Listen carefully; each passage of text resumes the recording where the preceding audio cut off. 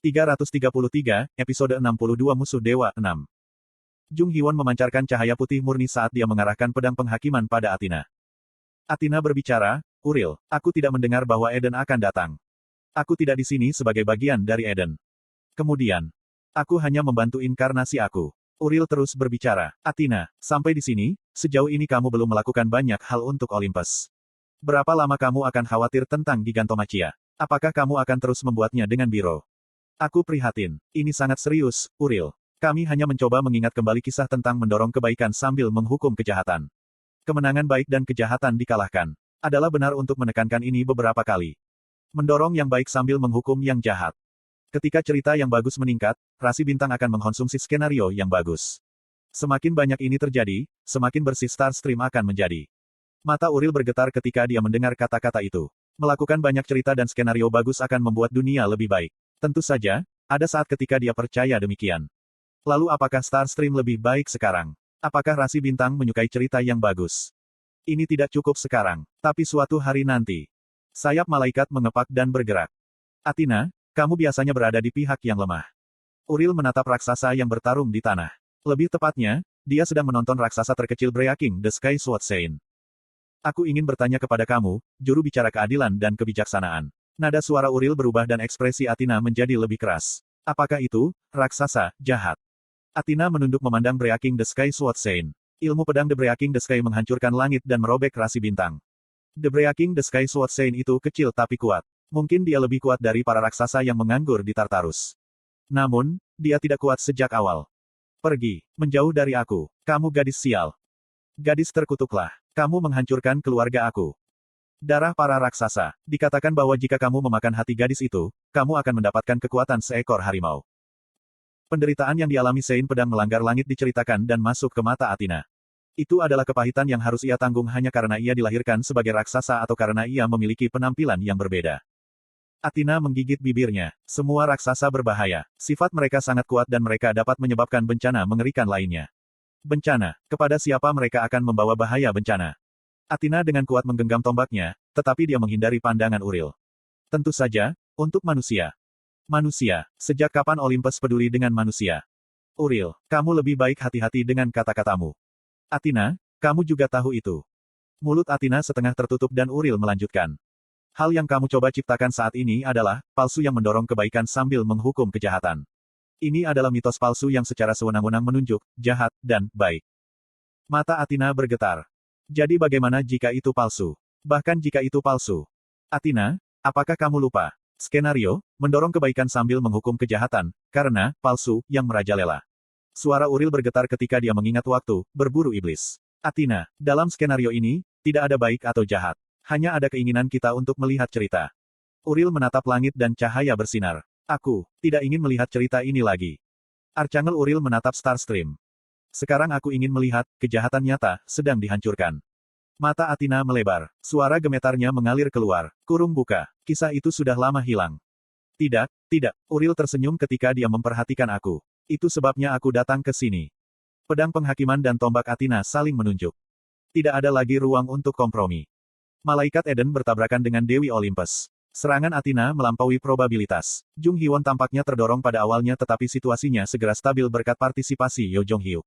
Tidak akan mungkin untuk menghentikan Athena sementara sinkronisasi dengan Uril berlangsung. Rasi bintang, tahanan ikat kepala emas bersukacita dalam pertempuran berdarah antara rasi bintang. Rasi bintang, Abyssal Black Flame Dragon, ingin keduanya mati. Rasi bintang, kejahatan absolut, bersorak untuk tabrakan antara rasi bintang, kebaikan mutlak. Biaya masuk yang sangat besar mengalir ke saluran melalui Bio. Bio sedikit bergetar. Baat. Aku melihat ke sisi lain langit. Masalahnya adalah pria berambut merah itu terbang ke sana. Dia mengendarai kereta besar dengan matahari merah di belakangnya.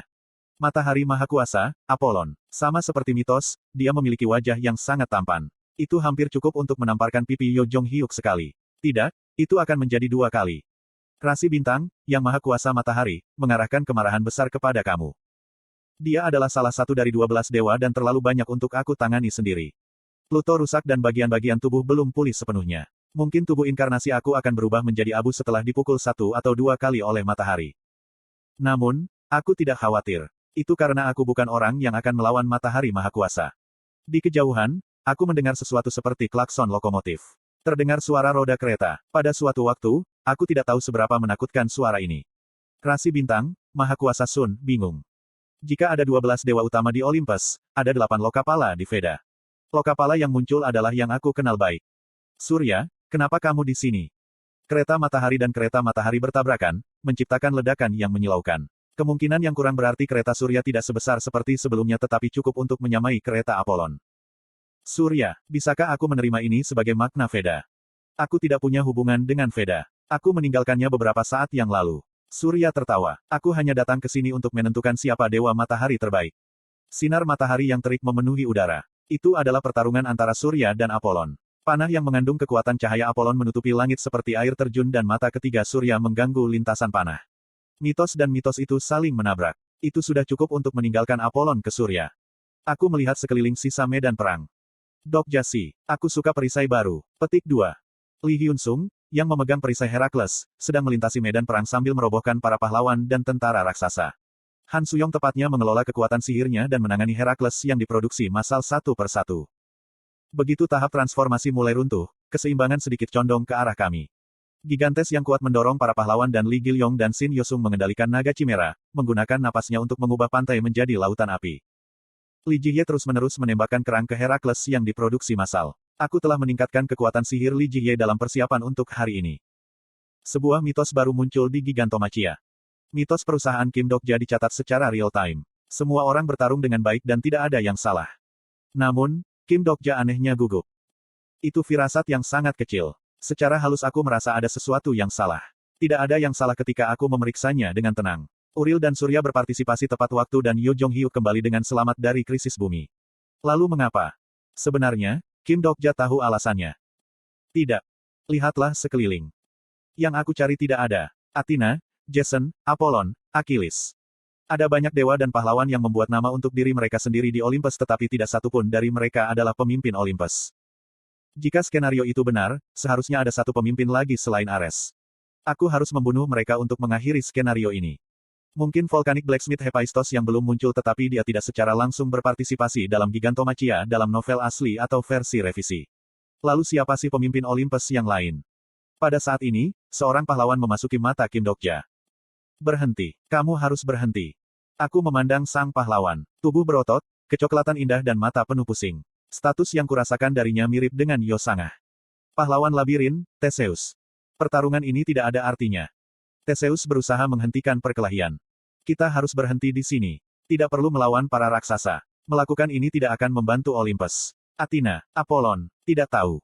Aku tidak tahu apa yang sedang terjadi. Di Gigantomachias di masa lalu, Theseus tidak pernah muncul dan melakukan hal seperti itu. Itu bukan cerita yang mustahil tapi. Tolong, hentikan. Kalau terus begini, Olympus akan. Itu terjadi pada saat ini. Panah merah melintas di atas kepala Theseus. Itu adalah panah yang menyatakan bahwa dia adalah pemimpin Olympus. Kemudian Theseus meraih kepalanya dan mengerang kesakitan. Ini, tidak, ayah. Ada yang salah. Dionysus, menonton skenario di sofa biro administrasi, melompat. Kotak popcorn berguling di tanah. Bihyung yang terkejut akan membuka mulutnya ketika Dionysus berseru. Sial, mengapa Theseus ada di sana? Dionysus berteriak pada para Dokkaebis. Seolah-olah dia adalah Raja Dokkaibi.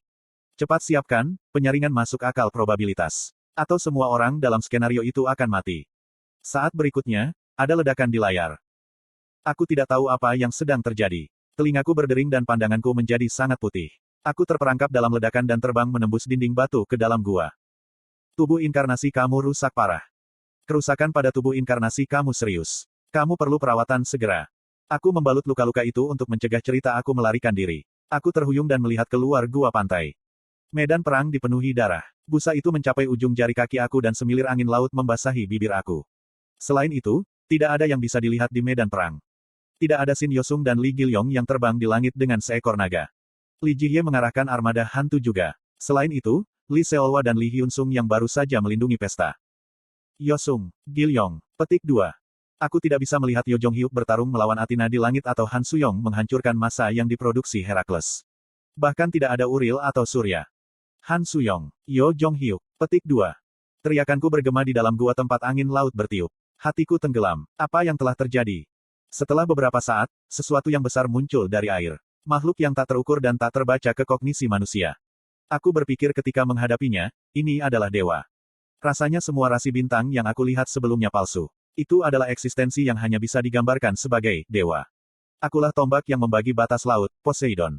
Ayah mitos dari pahlawan besar Olympus, Theseus. Saat suaranya yang sebenarnya terdengar, jantungku berdenyut dan darah mengalir keluar. Itu seperti pertama kali aku bertemu dewa luar sejak lama. Ujung jari aku bergetar seperti kelumpuhan aku. Mengapa Poseidon turun? Itu tidak mungkin. Poseidon tidak pernah melakukan intervensi dalam periode Gigantomachia. Jika konstelasi tingkat mitos seperti dia campur tangan, tidak hanya kemungkinan Olympus akan rusak parah, seluruh skenario akan terpesona. Namun demikian, dia muncul di sini. Apa-apaan? Apa yang dia pikirkan? Tanganku terus gemetaran. Kemudian setelah beberapa saat, aku menyadari bahwa aku bukan orang yang bergetar. Smartphone yang aku pegang erat-erat itu bergetar. TL, Rainbow Turtle.